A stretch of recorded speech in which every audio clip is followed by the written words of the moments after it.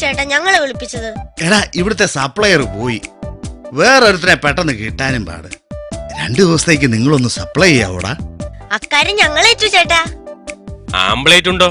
ഉണ്ട്, എടുക്കട്ടെ. താമസം ഉണ്ടോ? താമസം ഇവിടല്ല, ഇവിടുന്ന് 2 ഫർലോങ് കിഴക്കോട്ട് മാറിയാ. ഒരു പുഴുങ്ങിയ മുട്ടയ്ക്ക് പറഞ്ഞിട്ട് മണിക്കൂറൊന്നായല്ലോ. കുറച്ചു നേരം കൂടെ ക്ഷമിക്കണം സാറേ. കോഴിയെ പിടിച്ച് കൊട്ടയിൽ ഇട്ടിട്ടുണ്ട്, ഇപ്പൊ ശരിയാക്കി തരാം. ഇന്നത്തെ സ്പെഷ്യൽ എന്തോന്നാ? അതിനിപ്പോ ഇന്നലത്തെ സാധനങ്ങളൊന്നും ഇവിടെ മിച്ചമില്ലല്ലോ.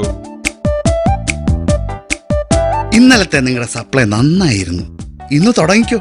പിന്നെ നോക്കിയും കണ്ടും ഒക്കെ വേണം കൊടുക്കാൻ. ചേട്ടാ, ഇന്നലത്തെ ഇഡലി ഒത്തിരി ബാക്കി ഇരിപ്പുണ്ട്.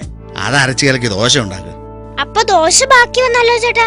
ഓ, അത് നമുക്ക് നാളെ ഉഴുന്നുവട ഉണ്ടാക്കാൻ വേണ്ടി.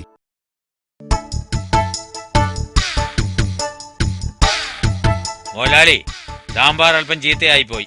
എന്നാ എരുമയ്ക്ക് എടുത്തു കൊടുത്തേര്. അത് എരുമയും തൊടുന്നില്ല. എന്നാ പട്ടിക്കോട് കൊടുത്തിട്ട് പട്ടിയും തിരിഞ്ഞു നോക്കുന്നില്ല. എന്നാ പിന്നെ എന്നാ ചെയ്യാനാ? ഒരു കാര്യം ചെയ്യും, നീ അതെടുത്ത് റേഷൻ ഊണുകാർക്ക് വിളമ്പിയത്. പരമു ആത്മഹത്യ ചെയ്യാനായി വിഷമെടുത്ത് അങ്ങ് കുടിച്ചു. പക്ഷെ ചത്തില്ല. അതെങ്ങനെ ചാവാനാ? 10-12 കൊല്ലമായി ഹോട്ടലിൽ നല്ലേ അവൻ ഉണ്ണുന്നേ.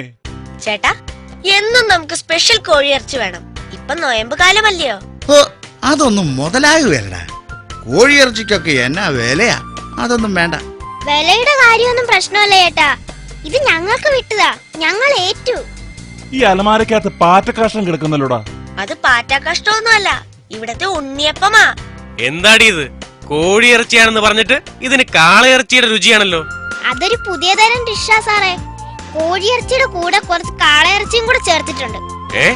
അല്പം കാളയിറച്ചി ചേർത്തെന്നോ? എത്രത്തോളം? 50-50, അതായത് പകുതിക്ക് പകുതി. എന്ന് വെച്ചാ ഒരു കോഴിക്ക് 1 കാള വീതം.